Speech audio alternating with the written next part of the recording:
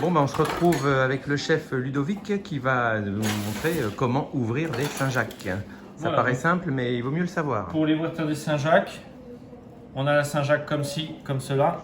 Hop, ici, on vient faire levier avec un couteau. Hop, et là, on enlève le maximum, bien sûr, tout même. Hein, on ne laisse pas du tout de chair sur la Saint-Jacques. D'accord, donc C'est beaucoup plus facile à ouvrir qu'une vitre hein, parce que c'est pas fermé de façon hermétique. D'accord, ouais. Ouais. Il n'y a pas ce fameux... Oui, les huîtres, ça paraît... Elles ne sont pas fermées de façon hermétique, donc elles sont beaucoup plus facilement. Ensuite, une fois qu'on a enlevé le couvercle supérieur, on va enlever la noix. Ouais, Donc la noix, on vient de l'enlever comme ça. Ah, du coup, on prend On tout, prend quoi. une cuillère D'accord. et on dégage toute la noix. D'accord.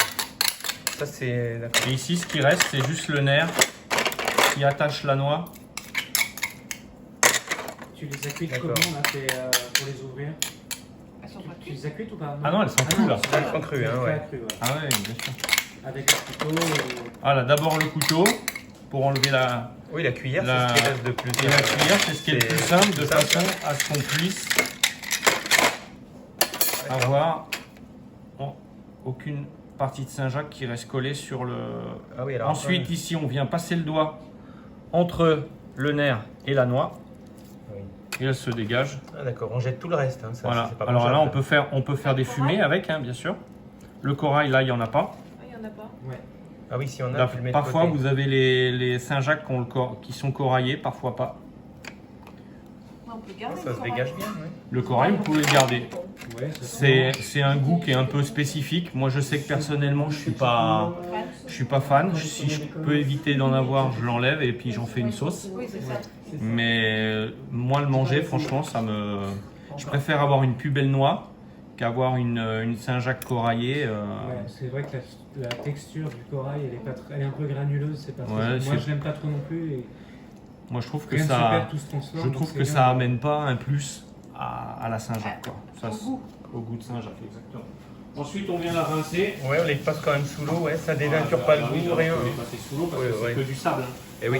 Quand les Saint-Jacques sont pêchés, elles sont ramassées avec une herse au fond de l'eau, donc ça récupère tout le sable. Donc il suffit qu'elles aient la bouche ouverte au moment où elles sont pêchées et elles se remplissent de sable. Ah ouais, donc obligé de les passer sous l'eau, là. Donc obligé de les passer sous l'eau, bien enlever. Si toutefois il y a des morceaux de nerfs qui sont restés Ah oui, un petit peu plus blanchâtres, là on les enlève.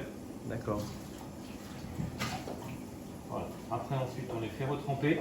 Si on veut faire un carpaccio, on les met dans l'eau glacée, de façon à ce qu'elles prennent de la fermeté, qu'elles deviennent D'accord. plus fermes, et donc plus facile à couper avec le couteau, pour D'accord. pouvoir faire des tranches fines pour faire le carpaccio.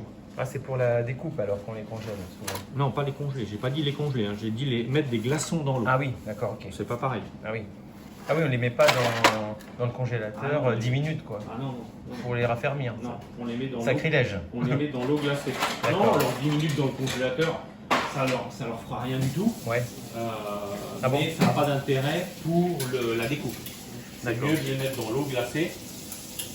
C'est mieux de les mettre dans l'eau glacée pour qu'elles se raffermissent. D'accord. On peut dire que c'est pareil pour le saumon ou pas? C'est-à-dire le saumon pour le couper aussi quand Non, on fait des sashimi, non? Alors oui, alors là vous pouvez le congeler par contre. Là, on peut le congeler, ah oui, c'est différent. Mais Là. par contre pas 10 minutes, il faut bien le mettre 5-6 heures de façon à ce qu'il soit Ah oui, bien, ah oui, bien congelé. d'accord.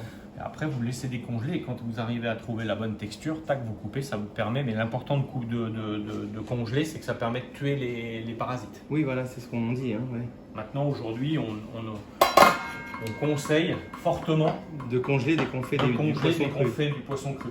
Ah ouais.